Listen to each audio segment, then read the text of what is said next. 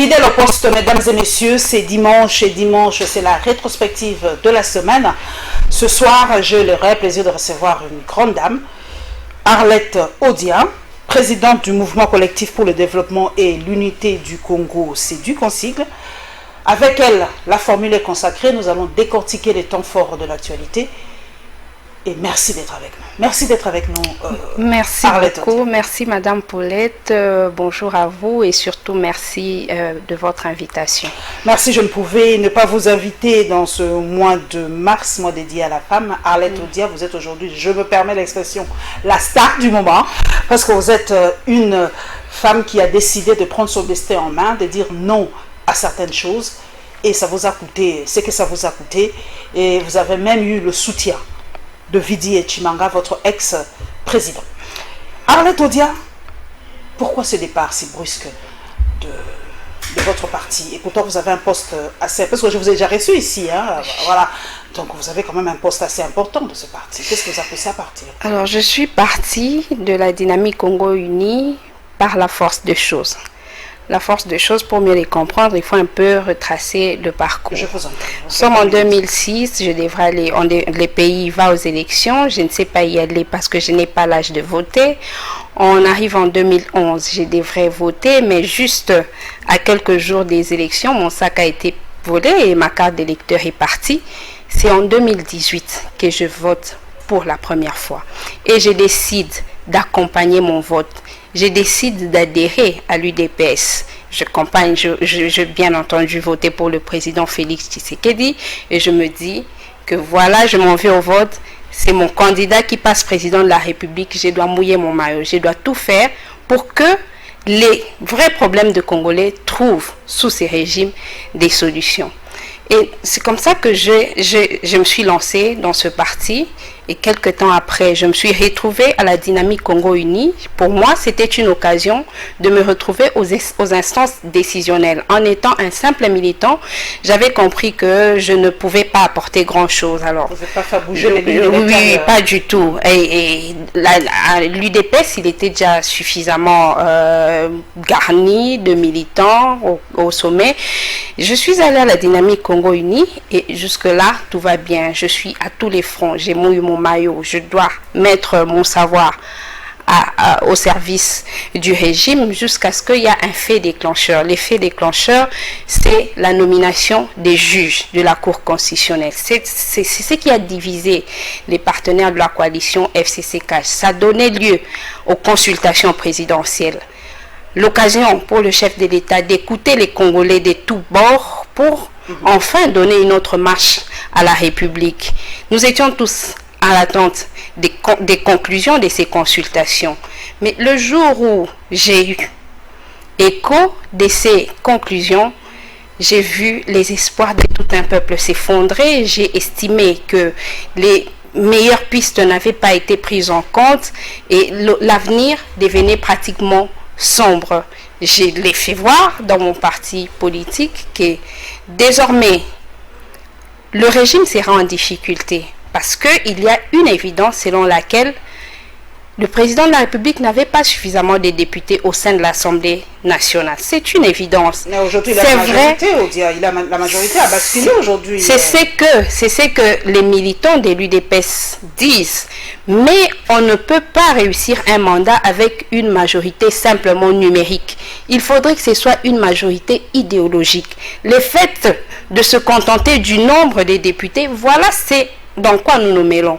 Le Premier ministre, une fois qu'il a été nommé, il avait promis qu'au plus tard, les 10 du mois de mars, on aurait le gouvernement. Mais jusqu'à présent, nous n'avons pas ce gouvernement. Et il n'y a que quelques jours, il y a l'ensemble de Moïse Katumbi qui dit n'avoir pas encore envoyé la liste de son parti. Ils attendent de savoir les postes. Voilà, et au point que le peuple se demande si on devra encore attendre combien de temps. Souvenez-vous que le président de la République avait lancé le slogan qui Salomé Banda. Mais depuis ce moment jusqu'à aujourd'hui, est-ce que le travail a commencé? Mais est-ce qu'on sait que le peuple continue à souffrir? C'est pour cette raison que j'ai dit que je me retrouverai en difficulté. Je risquerai de ne plus être en harmonie avec mon être intérieur pour défendre, je serai vraiment en difficulté. On va se retrouver dans des circonstances où les régimes, pour subsister, pour tenir, sera obligé d'user de la corruption parce qu'il faut entretenir les députés nationaux, ceux qui vont tout le temps menacer le Premier ministre, encore qu'il est issu d'un parti politique qui n'a pas un nombre important de députés. Il me semble que c'est deux. Certains disent qu'il est de ACO, encore que ACO est divisé aujourd'hui avec Patrick Bologna, le président Bologna d'une part, le président Dani Banza d'autre part. Il y en a qui disent qu'il est du Palou. Donc, toutes ces circonstances-là, vous verrez des députés véreux, parce qu'il ne faut pas dire que dans l'Assemblée, il n'y a que des hommes consciencieux. Il y en a qui sont véreux, qui vont sauter sur ce genre d'occasion et tout le temps menacer. Si ce n'est pas les membres du gouvernement, ce sera le chef du gouvernement, ce sera le président de la République et à tout moment, on usera des chantages. Voilà, ils useront des chantages et le pouvoir aura besoin de les entretenir par la corruption. Si ce n'est pas la corruption, on sera obligé de tout le temps se passer de la loi et ce sera une autre forme de la violation de loi et le combat pour lequel Étienne Tshisekedi a laissé sa peau. Il a combattu toute sa vie pour le multipartisme. Mais qu'est-ce que nous avons vécu à la fin des consultations? C'est que quelqu'un pouvait être dans son parti politique, peut-être considéré comme de l'opposition, mais adhérer à l'Union sacrée qui est au pouvoir, une façon de tuer le multipartisme. Pire encore, c'est qu'à l'issue des consultations du président de la République, on s'est retrouvé avec une opposition morte. On va carrément dire que les consultations ont été une arme contre l'opposition parce qu'il a abouti une arme de destruction massive et très méchante contre l'opposition parce qu'à son issue, il n'y a plus d'opposition. Les seuls opposants qui s'étaient déclarés du régime, c'était Ensemble du président Moïse Katumbi et MLC du président Jean-Pierre Bemba. On ne peut pas compter Fayoulou comme faisant partie de l'opposition. Lui, c'est un non-aligné jusque-là. Et il a mis sur pied, sur table la proposition de sortie des crises. Jusque-là, elle n'a intéressé personne. Le tissu social est complètement déchiré. Nous avons jugé bon de nous mettre aux côtés du peuple et on pense avoir opéré le meilleur choix. Voilà l'explication d'Arlette Audiard. Nous allons entrer directement dans les vifs du sujet. Nous allons commencer par les social, mesdames et messieurs. Vous savez que c'est le procès de l'EPST, mais disons ça comme ça, vous savez qu'il y a eu détournement et que heureusement que la Banque mondiale a revu sa décision. Elle va soutenir encore la gratuité de l'enseignement en République démocratique du Congo. Je pense que c'est par rapport à ce procès. Et nous allons parler du e-commerce. Vous le savez, mesdames et messieurs, le grand marché est presque fermé. Fermé d'ailleurs, pas presque fermé, parce que le chef de l'État ici est impliqué personnellement. Donc d'ici là, on n'ira plus au grand marché. On doit chercher peut-être d'autres palliatifs.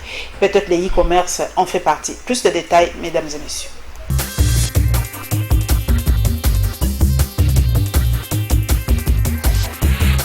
Au terme de 2 premières audiences de présumés détourneurs de fonds destinés à l'éducation de base, le constat fait par de nombreux observateurs est simple. Il s'agit bel et bien d'une mafia organisée que l'on dénonce au sein de l'Inspection générale de l'enseignement primaire, secondaire et technique et au service des contrôles et des paies des enseignants. Tout laisse penser qu'il pourrait s'agir du ministre Bakonga en personne qui en serait le principal acteur si l'on s'en tient au système de défense adopté par le prévenu Michel Djamba Kaombe, inspecteur général de l'EPST et de l'Onkampae, directeur du CECOP. En effet, Michel Djamba a justifié plusieurs sorties des fonds destinés à l'organisation de l'examen d'État et du TENAFEP par de voies verbaux reçus de sa hiérarchie. Il a également donné la même explication pour le marché de gré à gré conclu, selon lui, sous le bénéfice de l'urgence, en violation flagrante de la loi relative à la passation de ces types de marchés. Le directeur du CECOP a aussi pointé du doigt le ministre Bakonga comme les donneurs d'ordre dans la sélection des fournisseurs. Il a également cité pour responsable de l'agrément des écoles fictives ainsi que le recrutement de nouvelles unités, soit fictives, soit ne remplissant pas le critère requis pour prester comme enseignant. Bref, avec cette pléthore d'enseignants et fonctionnaires, pour la plupart fictifs, la gratuité de l'enseignement de base décrétée par le chef de l'État en 2019 n'avait aucune chance de réussir, 2 milliards de francs congolais étant gaspillés par des réseaux mafieux. C'est sous le thème intégration des solutions e-commerce et fintech dans le quotidien de Congolais face à la Covid-19 que la deuxième édition du salon e-commerce et fintech a ouvert ses portes. Le go des activités a été donné par l'autorité urbaine. Dans son speech, Jantini Ngobila a fait savoir que la Covid-19 a été un accélérateur de la transformation digitale au-delà d'être une crise sanitaire. Je salue ici les efforts de Tinda, organisateur de ces assises, pour sa contribution dans la traduction de la vision de la République démocratique du Congo sur le numérique. Il a mis à la disposition des Quinoises et Quinois un noyau des experts nationaux capables de développer des solutions qui profiteront aussi bien à l'administration urbaine qu'aux entreprises qui pourront y recourir afin de répondre aux attentes de notre population. Le chef de l'exécutif provincial va en outre rafraîchir la mémoire de l'Assemblée sur l'atelier de validation du plan national du numérique tenu en fin 2019.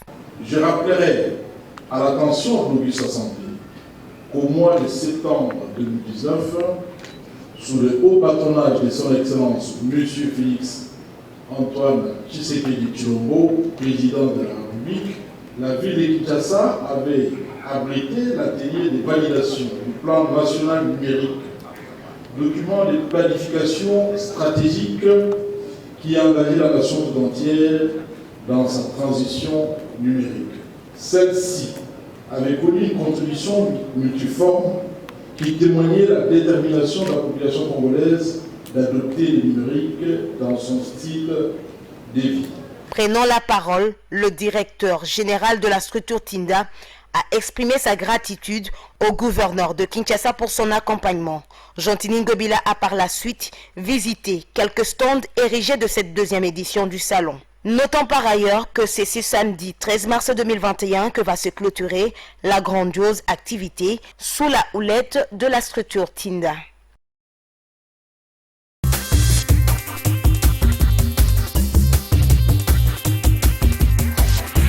Arlette Odia, nous avons suivi le premier reportage.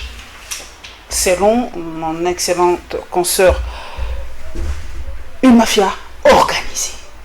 Incroyable dans ce pays que tout le monde puisse puiser dans les caisses de l'État aussi impunément. Incroyable. C'est fort regrettable, mais j'aimerais revenir sur l'espoir qu'avait suscité les débuts de ce mandat. On doit quand même ne pas reconnaître que ce mandat, il a commencé en bonté avec le slogan État de droit. Tout le monde attendait que ce soit véritablement un État de droit où les dirigeants sont chacun à sa place, le peuple aussi à sa place, où les inégalités vont disparaître, où tous les citoyens seront en dessous de la loi et pas au-dessus. Mais nous avons plutôt vécu, le peuple a fini par comprendre que l'état de droit c'était un slogan pour anéantir soit les partenaires, soit les alliés politiques, soit le potentiel candidat aux prochaines élections. Quand le peuple a compris cela, toutes les mauvaises habitudes qui, au début du mandat, avaient commencé à laisser la place aux bonnes et aux nouvelles habitudes, ont repris surface. La corruption, elle a continué. Dans les juridictions, les causes des tribunaux, elle bat son plein. Les PCR, les agents de police, un peu partout, elle a repris surface. On est tous très souvent face aux circonstances que, pour l'urgence, on est passé par des marchés à gré à gré aussi, qui n'ont pas respecté l'urgence. Mais quand il y a autant de procès pour détournement des deniers publics, qu'est-ce que se dit le peuple? Le peuple s'est dit que les trésors publics, elles ne sont pas sécurisés.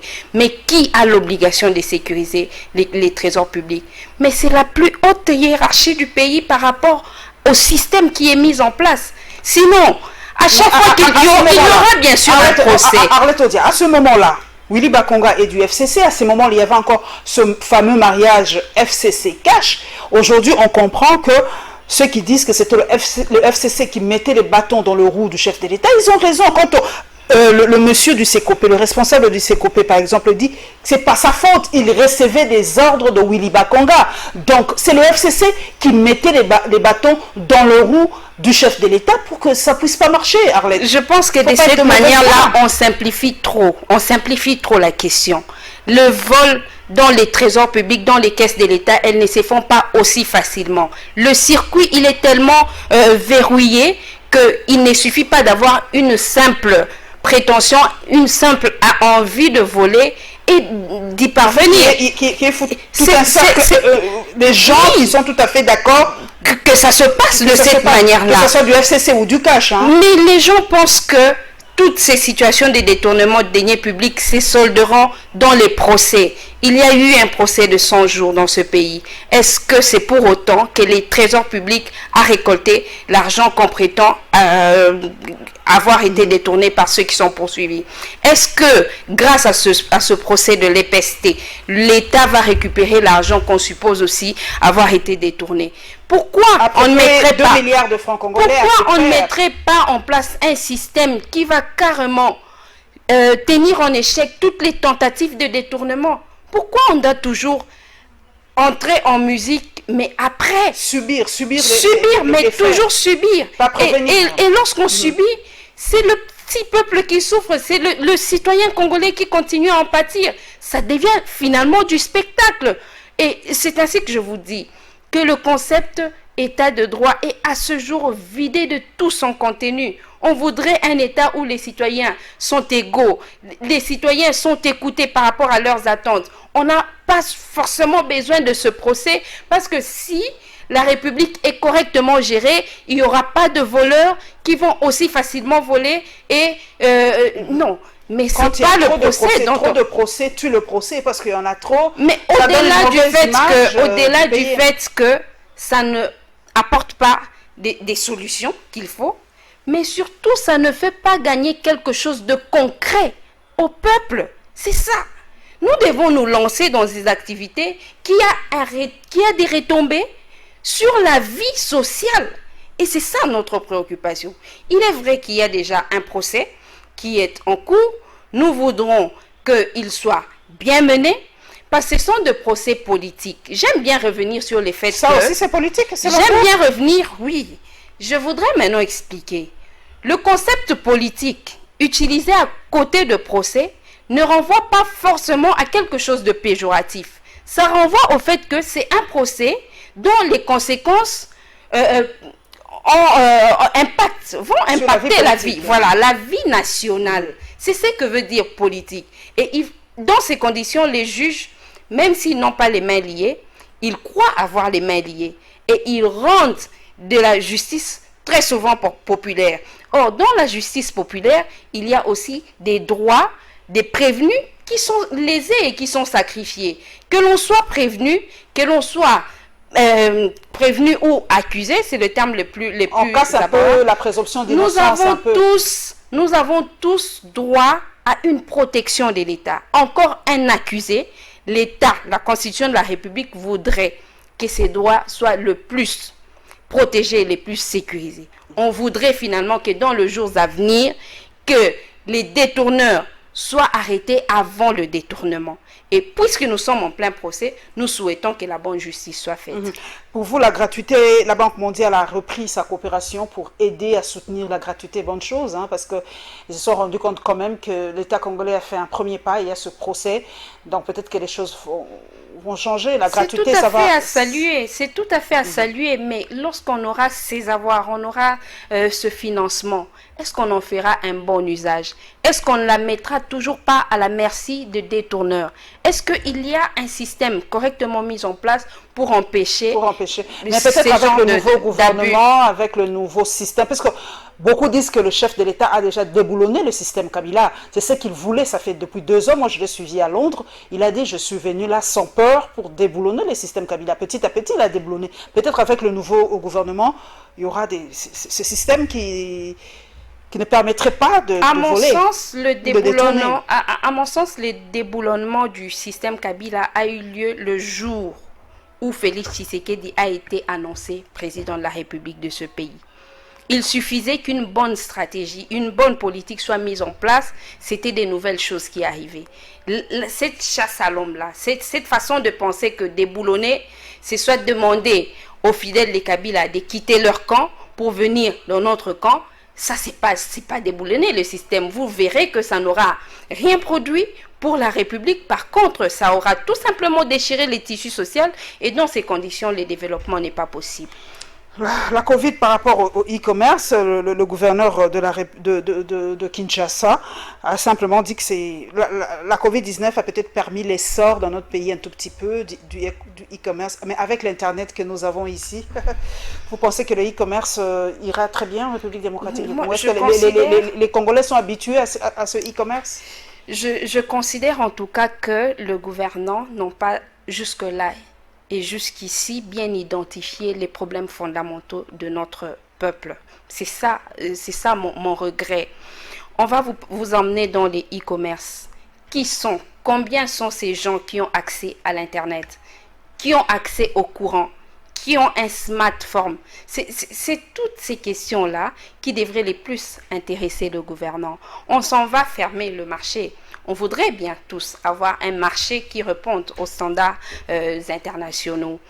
Mais est-ce qu'il faut procéder, par exemple, par des travaux que l'on donne à des entreprises sans respecter la procédure de passation de marché public? On a vu ce que le président a fait. Ici, c'est à Congo Télévision. Nous ne tournons pas autour du pot. Est-ce que le chef de l'État a... Comment on appelle ça? Je ne sais pas dans le droit comment on appelle ça, mais a-t-il joué de son influence? Avait-il le droit de suspendre ainsi un marché entre le gouvernorat et un partenaire? Avait-il le droit, comme il est chef de l'État, il tape du poing sur la table, il dit niet, c'est fini? Je ne veux pas rentrer dans ces débats pour rappeler les droits ou la limitation de droits du président de la République. S'il vous plaît. Moi, c'est dans les prérogatives du chef de l'État de suspendre un marché entre le gouvernorat et un partenaire. Sur le terrain des conséquences de l'acte. Les conséquences, c'est que maintenant que c'est une question que l'on lance dans le public pour savoir les marchés vont commencer quel jour, les travaux, le premier coup de pioche sera lancé quel jour. Ça veut dire qu'il n'y a pas passation de marché public, ça veut dire qu'il n'y a pas de cahier des charges, parce que c'est dans le cahier des charges qu'on sait que telle date, il y aura tel événement, et de cette manière, ça prendra autant de temps jusqu'à la fin. C'est un problème. Le second, le nombre des vendeurs dans le grand marché est-il équivalent aux endroits qui leur ont été donnés? J'ai lu un communiqué du gouvernorat, c'est lui mettant en demeure Normalement, ce samedi déjà, il devait quitter. Mais est-ce qu'on s'est au moins souvenu que tous ces entrepreneurs-là, ils ont d'une certaine manière contribué aux finances publiques? Ils ont payé leurs impôts, ils ont des droits acquis.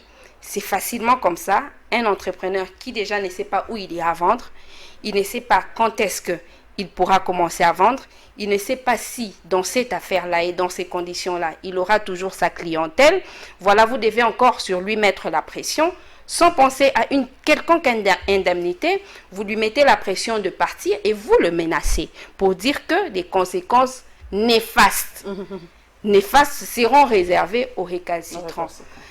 Voilà un peu comment le peuple se retrouve seul, se retrouve abandonné, et ce sont des familles qui vont en pâtir. Nous interpellons la conscience des gouvernants de savoir que c'est maintenant l'occasion de servir le peuple. Vous avez une idée de qui a obtenu ce marché?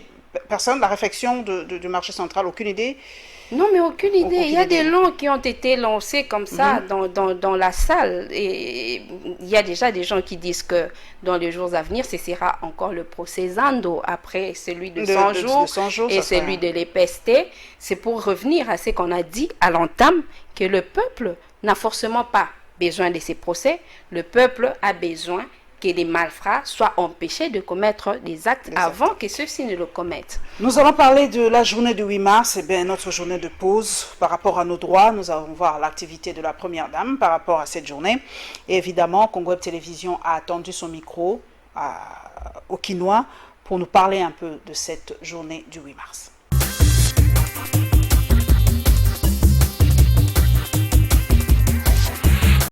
Depuis 1910, la Journée internationale de la femme a été instituée lorsque 1500 femmes ont défilé dans la ville de New York pour réclamer des heures de travail plus courtes, des meilleurs salaires et les droits des votes. Cette année 2021, le thème de la Journée internationale de la femme met l'accent sur l'égalité dans cette période dominée par la crise sanitaire due à la Covid-19. La femme est appelée à jouer un grand rôle dans l'élaboration des décisions crucial. Premièrement, la participation pleine et effective des femmes et leur accès aux fonctions des directions dans tous les domaines de la vie. À cette occasion, la ministre d'État en charge du genre, de la famille et de l'enfant, Béatrice Loméa, demande une maîtrise de la technologie, de l'information et de la communication pour tous et incite toutes les couches sociales à rester mobilisées comme en 2020 pour l'émergence d'une société réellement égalitaire à l'horizon 2030. Rappelons par ailleurs que l'ONU Femmes s'emploie à apporter un soutien à toutes les femmes qui sont en première ligne dans la lutte contre cette pandémie en faisant la promotion des modalités de travail flexibles et en privilégiant le service de prévention de la violence faite à la femme. Célébration de la journée de la femme ce 8 mars. Les femmes interviewées quant à l'évolution du combat de celle-ci saluent certaines avancées significatives dans plusieurs domaines de la vie. Déjà, pour moi, je pense qu'on a quand même évolué parce qu'aujourd'hui, on peut voir qu'on a plus de femmes peut-être dans des universités, dans des écoles par rapport aux hommes qui étaient différents au tout début. Alors, je pense qu'on évolue, que nous sommes en bonne voie. Nakala, femme azalaka mutumoko marginalisée, pas à considérer été. Mais lelo, le moni femme a commis mutumoko pe, ba commis ko compter pe parmi ba grand, ba fonction oyo mubali akoki ko sala, moi si pas capable ya ko exercer yango. Donc le ba parité quoi. Cette femme a pour sa part demandé aux hommes de reconnaître la vraie valeur de la femme, car selon elle, c'est elle, la porteuse de la vie. Greza journée spéciale pour na biso na ba maman po, moi si azopesa na vie tout d'abord, moi ça azopesa vie, moi si aza utile na kati ya société, lelo to koma mona pe parité koma et quota, donc moi ça aza très utile puisque azopesa vie. Ndeti kaya kuluna na tout d'abord. Eza so ndeti nga na ole kalanzela, ba kanga nga na benga ole kwa viol mokobo puisque bazota la pena ba cité. L'importance de cette célébration reste méconnue auprès de certaines élèves. D'après ces dernières, le 8 mars est une journée festive et son esprit se caractérise par le port des pagnes. Là, je ne sais pas, mais je sais seulement c'est la journée de la femme. On porte les pagnes. C'est la journée de la femme. Je ne sais pas. Maman porte les pagnes, on va partir sortir. Les enfants vont porter les pagnes, on part sortir avec leur maman, on va s'amuser. Rappelons que la journée de la femme a été instaurée par les Nations Unies en 1977 en vue de mettre fin à toutes sortes des inégalités.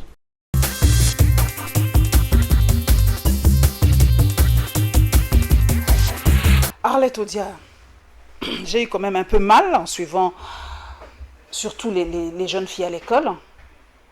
Et vous êtes présidente quand même d'une grande structure aujourd'hui. Comment ces jeunes filles aujourd'hui ne comprennent pas la portée de la journée du 8 mars?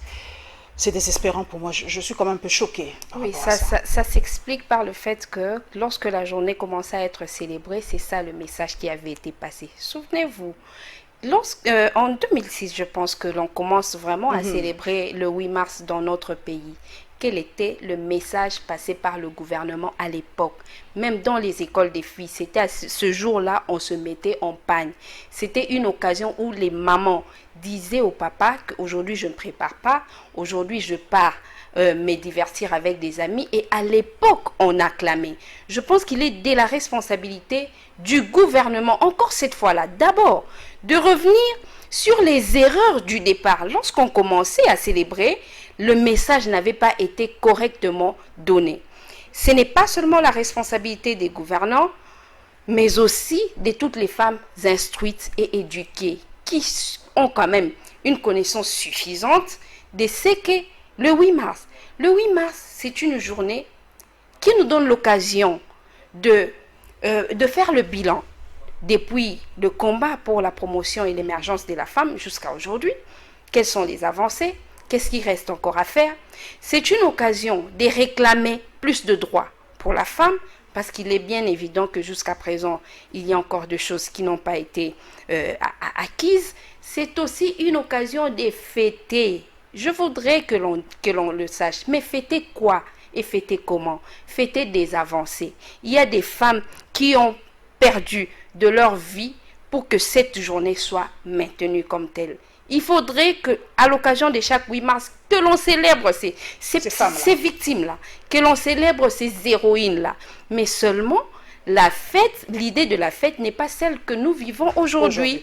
Arlette Odia, cette histoire de femmes, de parité, bon, c'est vrai que nous, les intellectuels, nous devons vraiment en parler tout le temps, les droits et la parité.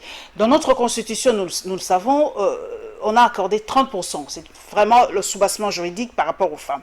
Mais avec la sortie du gouvernement, on sait, moi je sais de sources sûres, que beaucoup de chefs des partis politiques ont carrément refusé d'aligner les noms des femmes pour être ministres. Et j'ai ouï dire même que c'est à cause de ça qu'Arlette Odia a quitté Vidi Chimanga, parce que la femme n'était pas valorisée. La femme, on la prend toujours pour un objet d'ornement, pour faire valoir. Non, la moi, bon, ça va quoi. Mais pour le pousser à aller plus loin, non. On s'arrête à un moment. Quand il y a des postes à prendre, des postes à pourvoir, on ne met jamais la femme devant. Moi, je vois la situation autrement. Je pense qu'à chaque fois qu'on a un avantage que l'on peut partager soi-même avec un autre, on a tendance à se privilégier soi-même plutôt que l'autre. C'est une occasion pour les femmes de continuer à se battre dans les partis politiques. Vous irez dans les partis politiques, vous trouverez très moins de femmes battantes. Il suffit pour certaines d'adhérer et d'attendre que les 3% d'être simplement dans la Ligue des femmes. Tout simplement. C'est une bonne chose, la Ligue des femmes dans les partis politiques. Oui, je pense que c'est une bonne chose. C'est une occasion de stimuler quand même la femme. Le problème est que la chose, elle commence bien, et très souvent, son contenu, il est par la suite biaisé, et on se perd. J'ai toujours été d'accord avec le fait qu'il devrait y avoir des ligues des femmes, des ligues des jeunes dans le parti. C'est pour puisse booster ce combat. Mais qu'est-ce qu'on en fait? Combien sont les femmes dans notre parti qui ont des partis politiques? Parce que dans les partis politiques, c'est que vous-même, vous vous battez pour mériter votre place. Mais au gouvernement, il faut que l'on vous prête un ascenseur. Exactement. Il faut que l'on vous nomme, que l'on vous envoie. On vous propose. Mais lorsqu'il est question de d'abord se battre pour avoir soi-même sa place, est-ce qu'on se bat? C'est ça les grandes questions. Il est vrai qu'il y a des contraintes, on n'a pas suffisamment de moyens, on n'est pas suffisamment accompagné, mais il y a déjà des femmes qui se sont déjà battues, qui ont fait quelque chose, si elles y sont parvenues. Nous, qui n'y sommes pas peut-être, mais continuons à nous inspirer de ces femmes-là. Trouvons notre place. C'est pour cela que j'ai dit toujours qu'être femme n'est ni un handicap, ni un atout. En politique, jouons tous la règle du jeu et nous finirons par obtenir ce que nous méritons. La Ligue des femmes, une des grandes présidentes de la Ligue des femmes qui m'avait vraiment inspirée en Afrique du Sud, c'était Winnie Mandela, évidemment. Et vous savez, beaucoup peut-être ne le savent pas, si l'ANC a gardé son souffle, si l'ANC a continué à être vraiment un de ces grands partis, c'est par rapport aussi à l'apport de Winnie Mandela. Pourquoi les autres ne s'inspireraient pas de moi, par exemple. Bon, il n'est toujours pas aisé de parler de soi-même, mais j'ai été dans un parti politique. Déjà dans ce parti, je me battais. J'étais parmi les personnes sur lesquelles mon président de parti pouvait compter. S'il ne suffisait que de mon combat, s'il ne suffisait que d'aller au gouvernement et que l'occasion était offerte à mon président de parti d'aligner des gens, croyez-moi, je n'aurais pas manqué sur cette liste. Mais ce sont mes convictions qui ne m'ont pas permis de continuer sur ces chemins. Vous êtes aujourd'hui, Arlette mener un autre combat. Une question un peu taquine. Aujourd'hui, vous êtes qualifiée de haineuse, de jaloux, d'aigrie, de tout ça, parce que vous allez à l'encontre. J'ai suivi moi-même le tollé d'insultes, parce que moi je suis habituée, tollé d'insultes envers Arlette Odey. Même Vidier Chimanga dit non, arrêtez, elle est libre de s'exprimer. C'est ça la démocratie dans notre pays. Comment vous vous sentez personnellement devant cette avalanche d'insultes? Bon, qui veut aller loin prépare sa mouture. Nous sommes un pays qui vient fraîchement de l'alternance pacifique. Ça veut dire que le gouvernement qui est là, le régime qui est là a été, on dira, porté par le peuple. Et il y a encore une majorité dans l'opinion qui pense que on doit absolument dire la même chose que ce qu'a dit le parti du président de la République, que ce qu'a dit le président de la République. C'est ça. On savait qu'on rencontrerait ces genres de difficultés, mais l'homme se découvre encore lorsqu'il se mesure à l'obstacle. Nous allons parler maintenant des élections, parce qu'aujourd'hui, tous les regards, c'est 2023. D'ailleurs, beaucoup se disent des positionnements des uns des autres, c'est par rapport déjà à 2023. Et nous avons vu l'avalanche des critiques aussi par rapport à l'Église catholique qui a simplement rappelé au chef de l'État que les élections doivent se tenir en 2023. D'ailleurs, j'ai personnellement suivi aussi Jean-Marc Kaboun de l'IDPS qui a dit on doit respecter les textes, les élections c'est en 2023. Et aujourd'hui, on ne comprend pas pourquoi le parti au pouvoir dit non aux élections en 2023, on ne comprend pas et pourtant ils étaient à l'époque fervents défenseurs du respect des droits et pas de glissement. Nous allons parler aussi de la rencontre du président de l'Assemblée nationale, je crois que c'est toujours par rapport aux élections, il a rencontré Nanga parce qu'on doit déjà commencer à préparer les élections qui doivent se tenir normalement en 2023.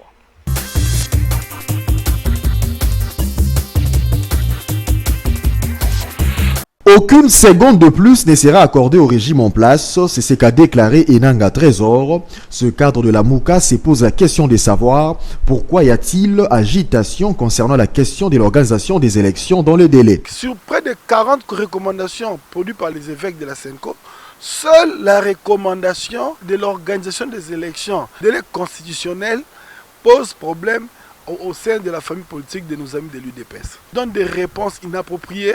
Ils font des interprétations mal placées, même parfois presque en insultant les prélats catholiques, le clergé. Mais d'où vient cette agitation? C'est clair. Nous comprenons que les amis qui sont en face de nous, ils ne sont pas prêts pour remettre le souverain primaire, le peuple, sa capacité de venir choisir d'autres dirigeants. Enanga Trésor tire cependant la sonnette d'alarme et invite le pouvoir en place à respecter la Constitution. Le recensement est une bonne chose, ils auraient dû le commencer à temps. Ils n'ont pas eu le temps de les faire. On va faire les choses comme nous les faisons d'habitude. Et qui leur dit d'ailleurs que si eux ils commencent les recensements, ils doivent les terminer. Ils peuvent commencer. Notre président viendra terminer les recensements. C'est une république. La continuité des affaires de l'État, c'est ça. Ils peuvent lancer les recensements en 2022, en 2023. Et le président qui viendra pourra l'achever. Et le pays aura son fichier, ainsi qu'on aura identifié tout le monde. Mais qu'ils ne puissent pas rêver d'utiliser les recensements comme outil ou arme pour venir repousser la date des élections, qui est une date constitutionnelle, elle est scellée par la Constitution. Rappelons par ailleurs que la polémique sur l'organisation des élections en 2023 fait suite à la récente déclaration de la SENCO, appelant ainsi au respect des textes constitutionnels en la matière. Depuis un temps, des voix se lèvent autour notamment de l'identification de la population, la tenue des élections en 2023 et les réformes électorales. À 2 jours de l'ouverture de la session ordinaire de mars à l'Assemblée nationale, le président de la Commission électorale nationale indépendante est allé à la rencontre du speaker de la Chambre basse du Parlement. Au sortir de cet entretien, Corneille Nangaa précise que les échanges ont tourné autour des questions urgentes de l'heure. Il y a un grand débat qui est républicain qui est lancé sur la question des réformes. Il était tout à fait normal que le président de l'Assemblée nationale ait eu des discussions et des échanges sur les contraintes et les considérations techniques liées à des options majeures qui devront être prises, en disant que l'Assemblée nationale est mobilisée pour que le processus du 4e cycle électoral soit enclenché. L'Assemblée nationale s'est dit prête pour entamer certaines dispositions qui concernent bien entendu la réforme électorale. Il y a des questions qui s'élèvent aujourd'hui qui nécessiteront action immédiate. La question du recensement de la population, la question du fichier électoral, la question des élections dans les délais en 2023, toutes ces questions nécessitent des échanges et c'est ce qui justifie notre présence ici. La problématique des rapports de la centrale électorale a également figuré au menu des échanges, rapporte le président de la centrale électorale. Il sera probablement aussi question au cours de cette session, comme l'a dit le président, que la CENI présente son rapport, l'un des rapports, il y a plusieurs rapports finalement. Il sera aussi question qu'on se mette d'accord sur la conduite à tenir. Ici est de noter que c'est le lundi 15 mars prochain que s'ouvre la session ordinaire à l'Assemblée nationale.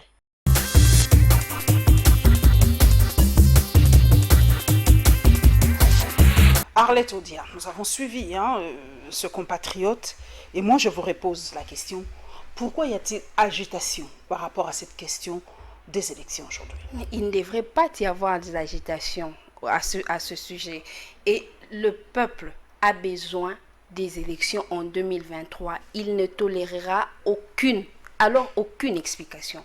Il y a quelqu'un qui me dira qui est ce peuple, mais c'est ce peuple-là qui est allé voter la Constitution de la République par voie référendaire.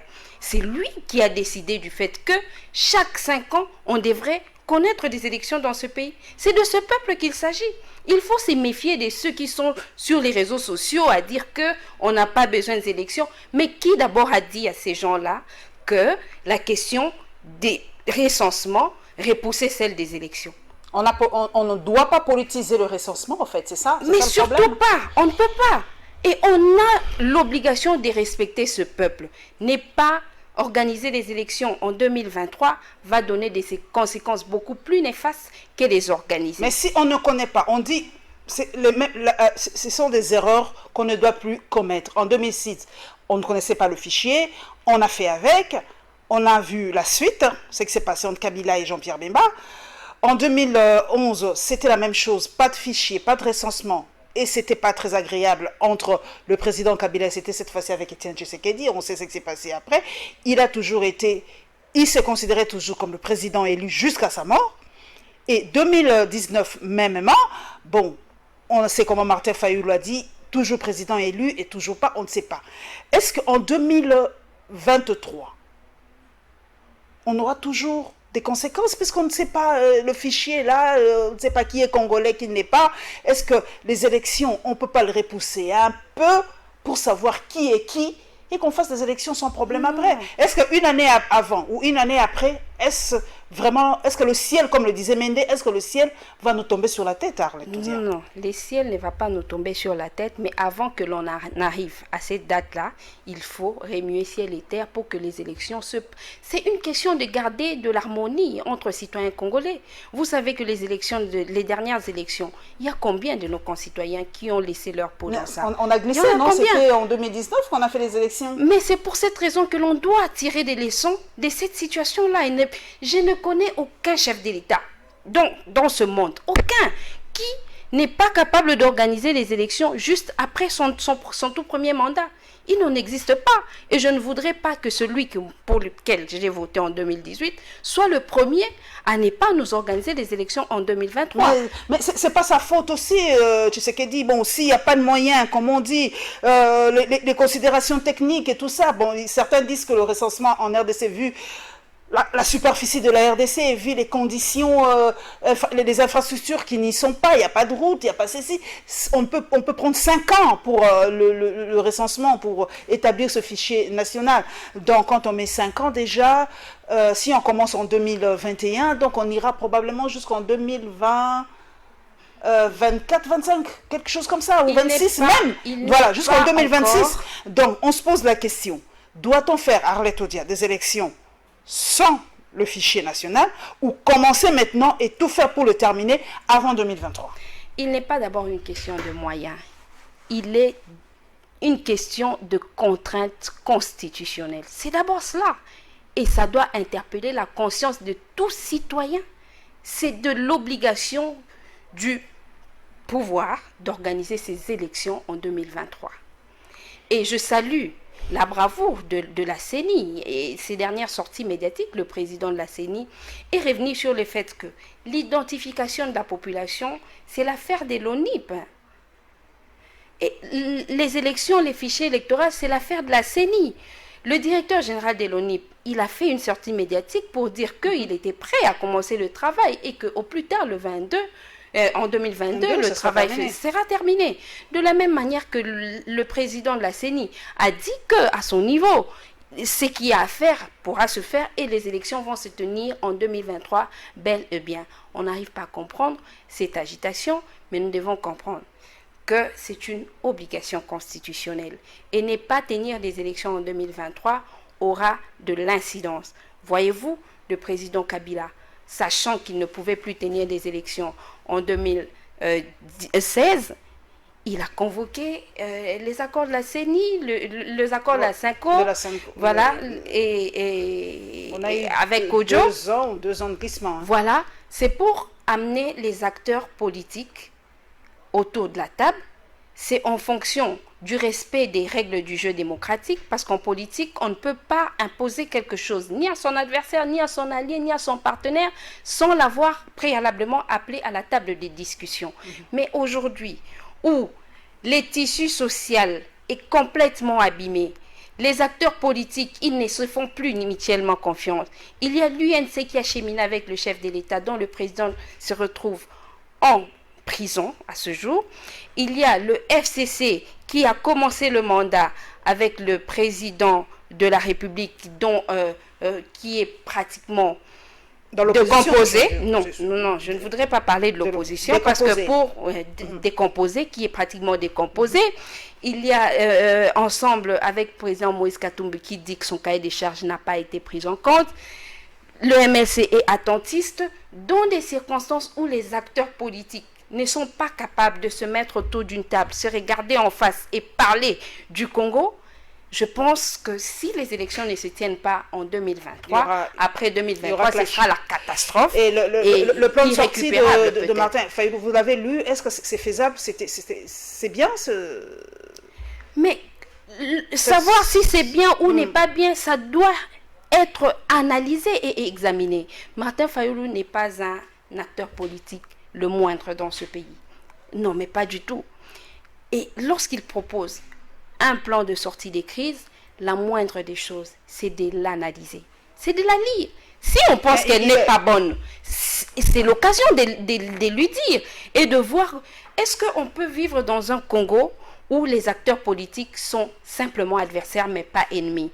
C'est possible. Il a proposé déjà à ce point-là. Le reste ira de soi. Martin Fayulu a proposé déjà par rapport à la réforme de la CENI, comme d'habitude, au lieu d'analyser, comme vous l'avez dit, c'est toujours des tollés d'insultes.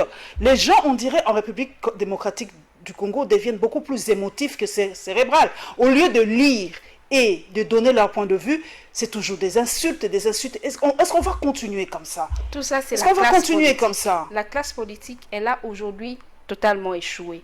Quand vous voyez des citoyens, par exemple, sur les réseaux sociaux, lancer des insultes contre un acteur politique encore majeur, c'est parce que les autres acteurs politiques l'ont fait. Vous avez suivi le président du MLP, son point de presse contre le président Martin Fayulu, c'était quand même regrettable pour des compagnons, pour des personnes qui ont eu à partager des temps de peine, de joie, de tristesse, et on n'est pas d'accord avec l'autre.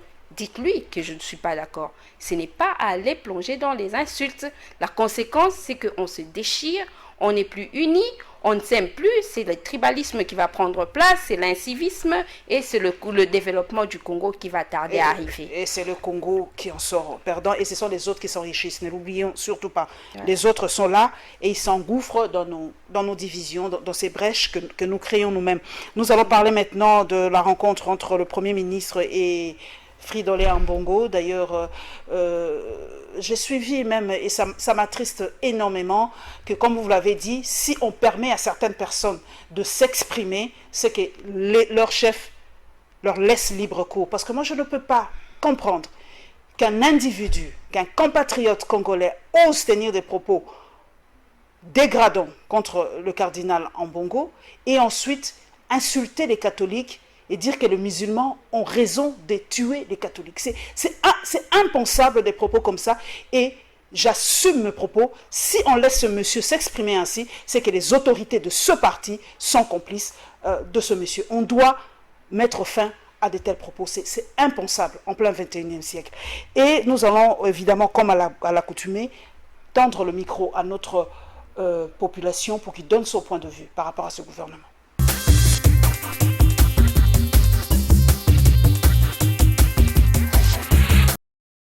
C'est dans les soucis de satisfaire tout le monde que le Premier ministre a échangé ce mardi à Fleuve Congo Hotel avec les chefs des confessions religieuses de la RDC. Au menu de leurs échanges, différents points de vue sur les priorités du futur gouvernement. Abbé Dononcien Cholet, secrétaire général de la Conférence épiscopale nationale du Congo, revient ici sur l'essentiel de cette rencontre. Le Premier ministre a invité le chef de confession religieuse pour partager avec eux sa vision de la gouvernance qu'il veut mettre en place, notamment le profil de personnes, la taille du gouvernement, la caractéristique du gouvernement, et je vous assure que ce sont les mêmes choses que les chefs de confession religieuse ont mis dans leurs mémos. Donc là vraiment il y a une convergence de vues. Et il s'est dit ouvert, même aux interpellations, au cas où on constatait qu'on n'allait pas sur le droit chemin. Donc c'était vraiment un entretien cordial. Dans leur mémorandum déposé à la primature, ces hommes des dieux ont insisté sur le social des Quinois, mais aussi sur l'éthique, tant des dirigeants que de la population. Bien avant cette rencontre avec les chefs des confessions religieuses, le patron de la primature a eu un tête-à-tête avec le cardinal Fridolin Ambongo. Plus d'une semaine aujourd'hui, après la clôture des consultations du gouvernement, la population ne cache pas son impatience quant à la mise en place d'un nouveau gouvernement. Tout est presque aux arrêts. Les affaires sont suspendues. Tout ce qu'il fallait que les ministres tutelles puissent faire jusqu'à là, c'est arrêté. Donc ça sera mieux que le gouvernement puisse sortir au plus vite possible pour permettre à tout le monde de pouvoir travailler sans problème. Nous voulons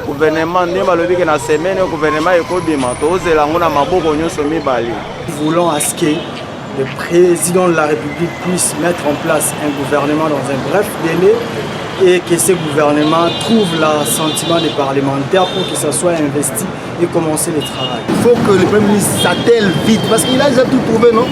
Je vois l'informateur a tout fait.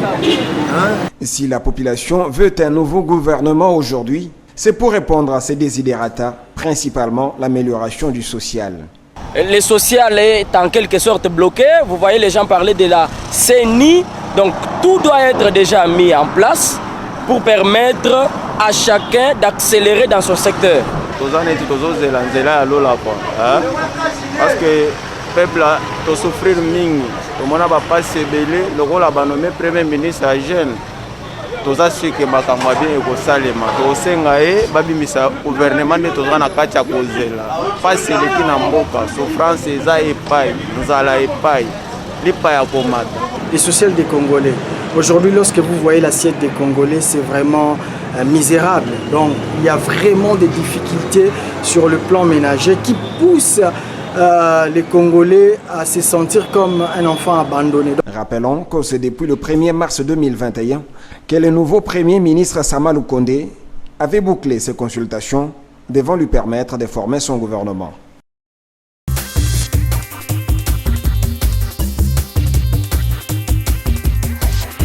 Arlette Odia, nous avons suivi le cardinal Fridolin Ambongo, profil et taille du gouvernement. Ce sont vraiment les deux statuts qu'on attend vraiment de ce gouvernement.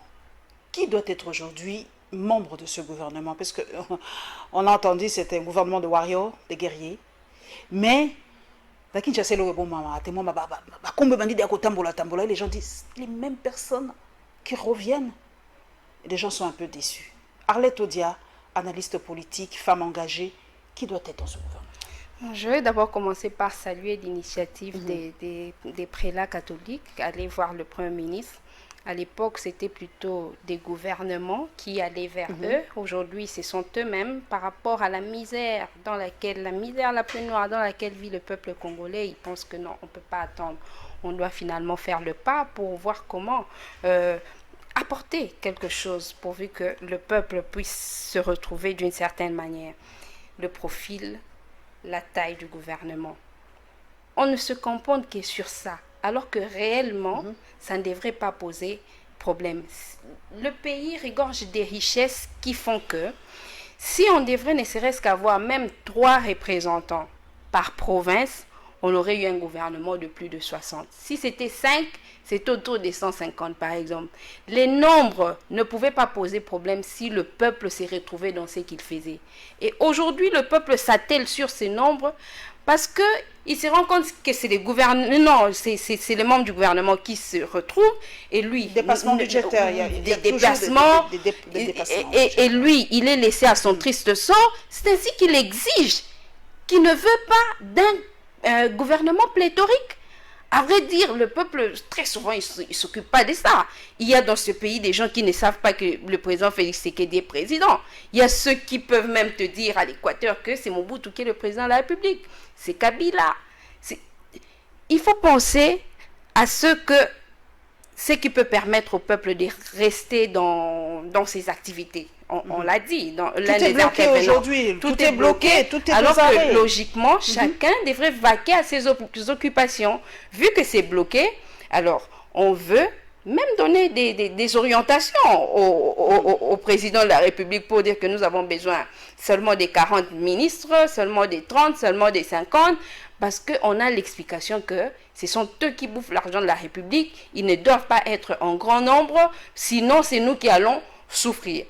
Les conditions sont celles-là, les circonstances sont celles-là. Répondons à la demande du peuple et que la taille soit suffisamment réduite. Fridolin Ambongo, cardinal de l'Église catholique, est-ce qu'il n'en fait pas un peu trop? Parce que moi j'aime avoir le point de vue de cette population, bonne ou mauvaise, et poser la question.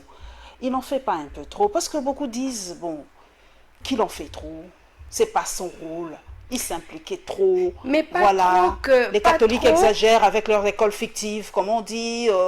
Ils se croient tout permis. D'ailleurs, voilà ce qu'on dit des catholiques, en fait, en général. En ce circonstance où la République n'a pas d'opposition, qui devrait défendre l'intérêt du peuple? C'est maintenant la société civile qui défend le peuple. Et je pense que le cardinal devrait en faire davantage. Parce que sinon, le peuple, il est vraiment en train de souffrir. Hein. Il n'est pas entendu. Vous savez, nos frères qui viennent de l'extérieur, ils ont décrié combien de fois qu'il fallait payer $45 pour les tests Covid, même s'ils s'emmenaient avec un test Covid fait du pays où ils venaient. Mais aucune réponse n'a été donnée à ce peuple-là. Autant de doléances, mais vraiment dans tous les secteurs. L'opposition a été tuée, mais complètement tuée. J'aime souvent revenir sur le fait que n'appartient pas à l'opposition des personnes qui ne plaisent pas au pouvoir. Non, la loi est claire par rapport au fait qu'on ne peut aussi appartenir à l'opposition que lorsqu'on en fait la déclaration d'appartenance. Et le seul parti qui avait déclaré appartenir à l'opposition, c'était le MLC, c'était Ensemble, et le président de la République avait intérêt à voir ces partis-là continuer dans l'opposition. Et dès lors qu'on sait que dans l'opposition, on peut aussi servir la nation, on ne veut pas forcément aller au pouvoir. Surtout que ce sont des partis qui ont des présidents aux ambitions présidentielles. Qu'est-ce qu'ils iraient faire au pouvoir s'ils n'ont pas eu des offres qui les ont amenés à abandonner le peuple et aller dans le pouvoir? Doit reconnaître que si aujourd'hui le prélat catholique et plusieurs autres structures de la société civile qui vont se lever le font, c'est parce que l'opposition a été tuée dans ce pays. Je reviens un peu parce que vous avez parlé du Covid, du vaccin. Moi, je veux revenir. On a reçu des vaccins. son nom est compliqué pour prononcer. AstraZeneca. Bon, voilà. Et on sait qu'en Europe, on a suspendu, dans quelques pays européens, chez nous aussi, on a suspendu. Mais la question, vous qui êtes juriste, vous êtes juriste, si je ne me trompe pas, vous êtes juriste. J'ai suivi une députée européenne qui a dit les effets secondaires de ce vaccin. À retourner à nani, à retourner à l'État, à retourner à médecin, tout a commis tout naïmoko. Aujourd'hui, on ne sait pas encore les effets secondaires de ce vaccin. Et maintenant, la population va se tourner vers qui? Déjà que l'État est moribond, rien n'est. Voilà, on expédie les affaires courantes. Population qui est pas nani. Madame Arlette, juriste. Encore que le ministre de la Santé dit que c'est une suspension temporaire, que l'on reviendra avec une autre date pour reprendre les vaccins. Les gens se demandent, l'opinion s'interroge. Ce sera le même vaccin ou ce sera un autre? Pourquoi n'avoir pas fait ce test avant son importation? À partir du moment qu'on l'a importé, c'est que des fonds ont été alloués à cette activité. Doit-on continuer à vivre dans des tâtonnements?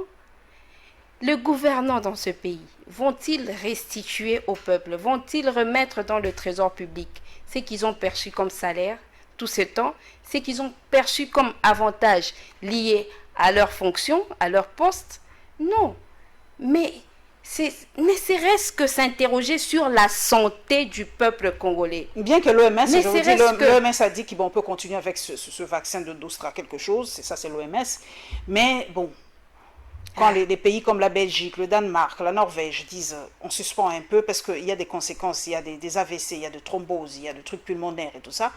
Donc on doit se poser la question à deux fois. Encore que même le média... Nous, on n'a pas analysé. Est-ce qu'il y a une structure qui a analysé ce vaccin ici, en RDC? On aurait bien voulu que l'INRB, qui d'ailleurs a été bénéficiaire d'autant de fonds alloués pour la prévention de la pandémie, nous dise aussi son rapport technique. Parce que là, on se fie à la suspension faite dans d'autres pays. Ça veut dire que des laboratoires de ce pays-là ont eu à examiner le produit et à constater les effets secondaires.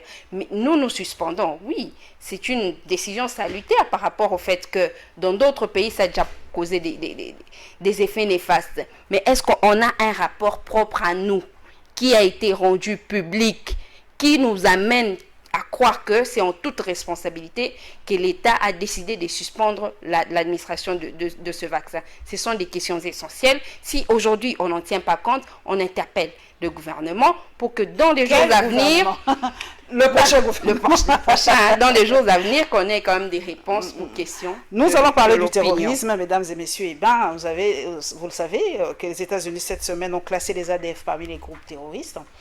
Et nous le savons, nous tous, est retombé. Quand on classe des mouvements terroristes, nous savons aussi que le droit international à l'ingérence existe.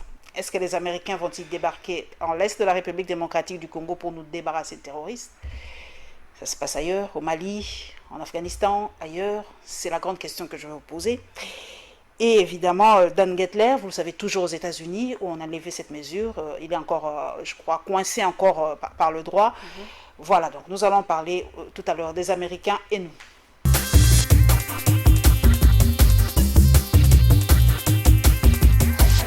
Donc nous saluons la décision de l'administration Biden de pouvoir revoquer cette licence, car cette licence accordée à Dan Gettler avait suscité beaucoup d'indignation, autant aux États-Unis qu'à l'échelle mondiale. Cela marquait vraiment un signal très négatif en ce qui concerne la lutte contre la corruption à l'échelle internationale, et nous ne pouvons que nous réjouir de cette nouvelle, car nous avons également travaillé, nous avons écrit au Trésor américain pour que cette licence puisse être levée, et aujourd'hui c'est avec beaucoup de joie que nous apprenons cette nouvelle. Alors nous aimerions profiter de cette levée ou bien cette revocation de cette licence pour une fois de plus faire appel au chef de l'État qui a fait de la lutte contre la corruption son cheval de bataille, de pouvoir se pencher sur la question de ce monsieur ainsi que les différents contrats qu'il a signés, afin que le chef de l'État puisse instruire la justice, afin qu'une enquête soit ouverte sur les différentes transactions qui concernent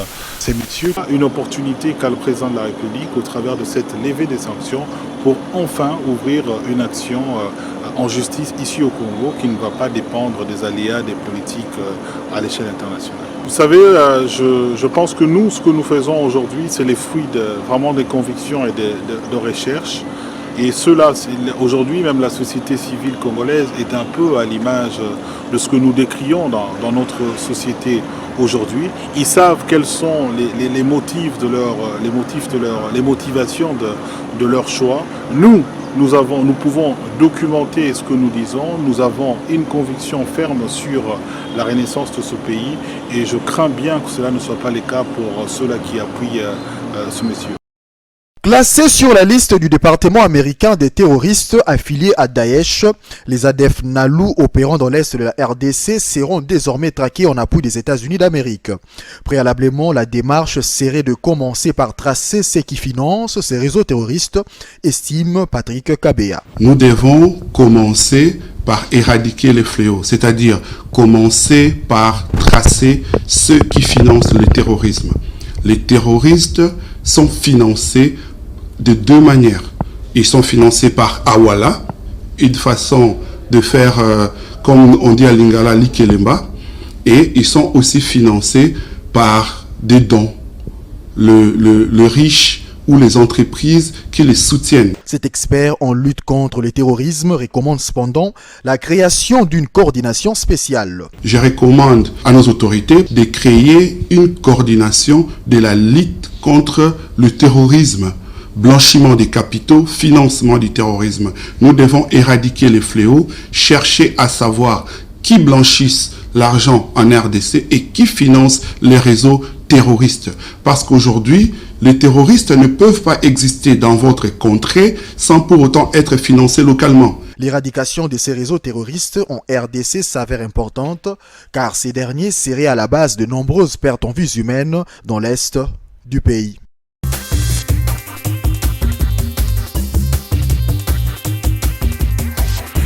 Arlette Odia, le terrorisme en République démocratique du Congo. Moi, je sais que Lambert Mende, on avait déjà parlé à l'époque, on avait fait fi, comme il était kabiliste à l'époque, on doutait toujours de ses propos, mais aujourd'hui, les États-Unis ont dit, voilà, les ADF sont classés parmi les groupes terroristes dans le monde. Quelles sont les implications, Arlette Odia? Cette question, elle fait couler beaucoup d'encre et de salive depuis plusieurs années. Les cris de nos populations, les populations congolaises vivant dans cette partie de la République, presque pas entendues. C'est chaque jour que l'on compte des morts. Et ça doit préoccuper la communauté internationale dans son ensemble. On voudrait voir chaque intervenant, sachant qu'il peut apporter une solution à ce problème, se mêler à la situation. Mais puisqu'il y a aussi une question là qui se soulève, celle du financement local, n'est-ce pas qu'il revient toujours au gouvernement, et au gouvernement, parce que c'est d'eux qu'il s'agit. Le gouvernement qui est en gestation, il doit à la fin être capable de démanteler toutes ces officines-là qui alimentent localement. On en a tellement besoin. On ne sera pas là à parler de la même chose chaque jour.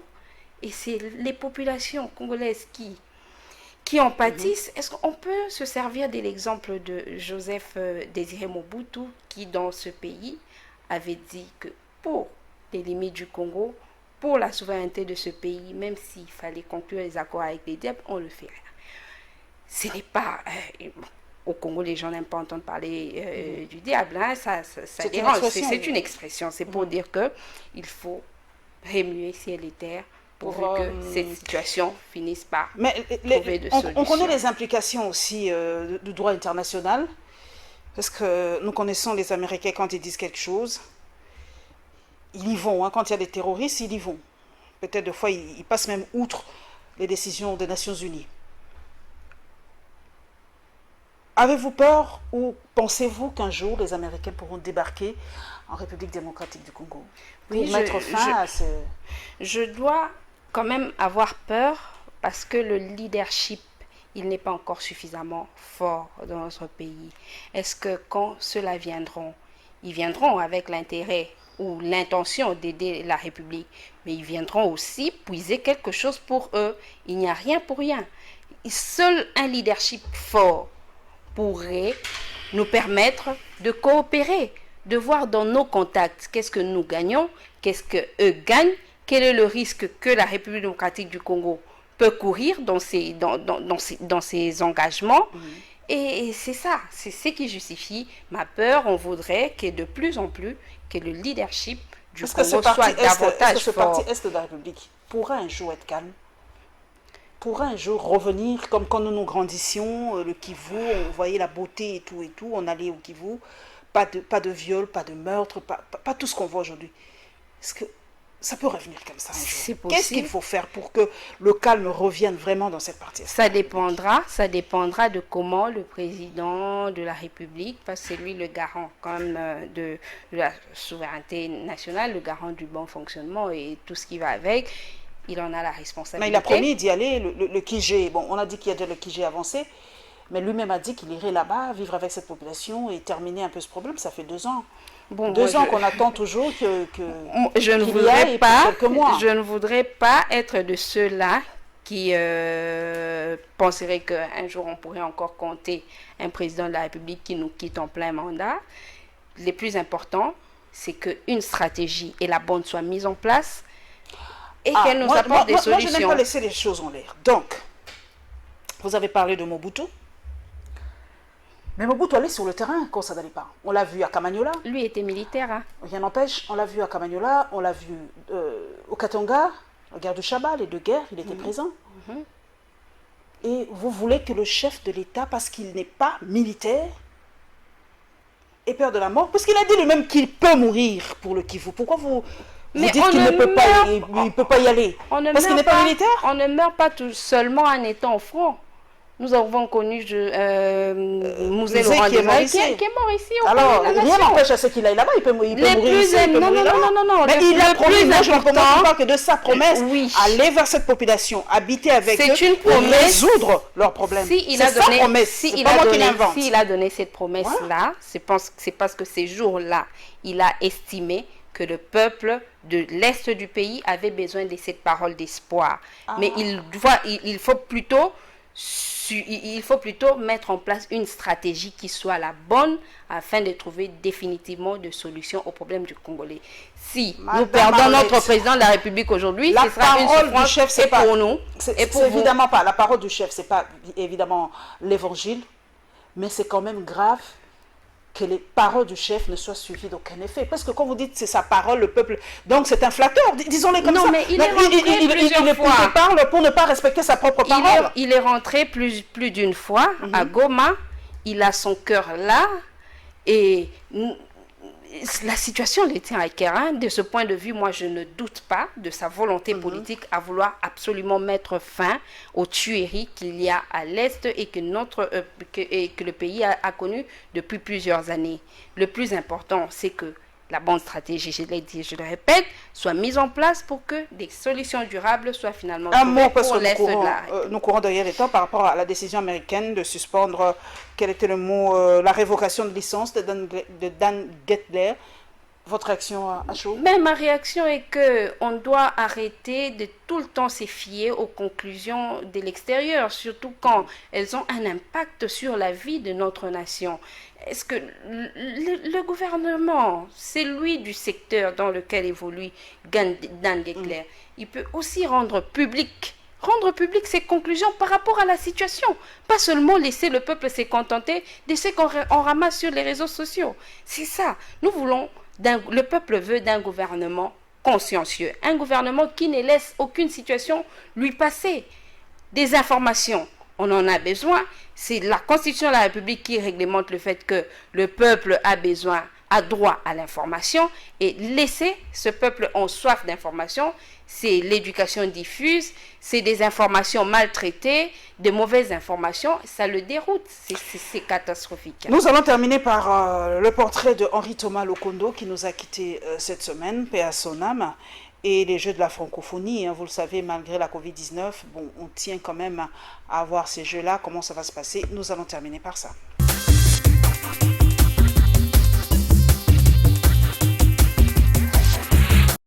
Qui veut aller loin menace sa monture, dit-on. Cet adage a été bien compris par la Fédération congolaise des Kaboubou et affinitaires lutte africaine que dirige Nestor Ekanga Osongo.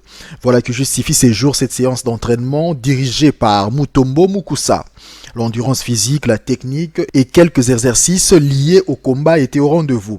L'entraîneur national, Maître Batista, nous fait ici le point de cette préparation. Programme Ezali, tozana événement dimanche na Kota Mimosa, pour na toujours ba combat, ba athlète bazala toujours en forme pour na maintenir makas na bango. Nana posa ba lutteur, nana posa ba élément, ba catégorie baya pour baya ko bundisa, maître maboko mabe ba bundisa, maître Shadak ba bundisa, ba Ferde ba lourd ba zalia baya pona tant ba obunda bitumba biso moko, alors tant au kutana ba adversaire vraiment to ko gagner et puis ba maman, celui que ça moi na bino ba maman ba zalia oui, ba maman bazali, je crois que mon aki na kombe le kaki, ba maman bazali, ba maman boya, o moni kaza makasi ya ko affronter, ya ko affronter ba adversaire aya, to yambaye. Le président de la Ligue de Kaboubou et affinitaire lutte africaine de Kinshasa vante ici les réalisations de la fédération. Na sepeli mingi na président Nestor parce que asimbi bana naye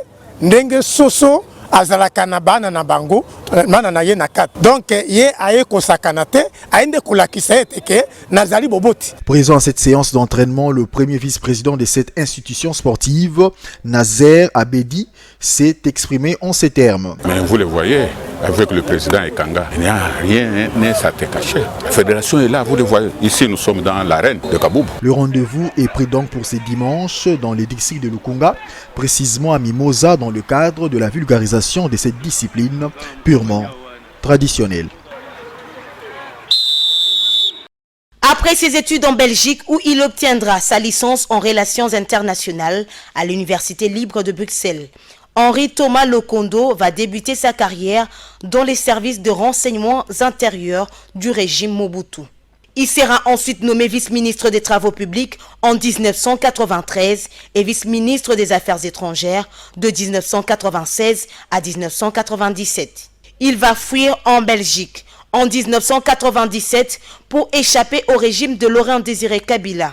Il revient au pays, la République démocratique du Congo, en 2000 et va créer son parti politique, le Mouvement populaire pour la révolution. En 2006, Thomas Lokondo sera élu sénateur de Bandaka jusqu'en 2011. Et en 2011 et 2018, il est élu et réélu député national de cette même circonscription. C'est ce mercredi 10 mars 2021 dans la soirée que l'élu de l'Équateur s'est éteint en Afrique du Sud suite à une maladie. Il y avait été évacué urgemment il y a plus d'un mois.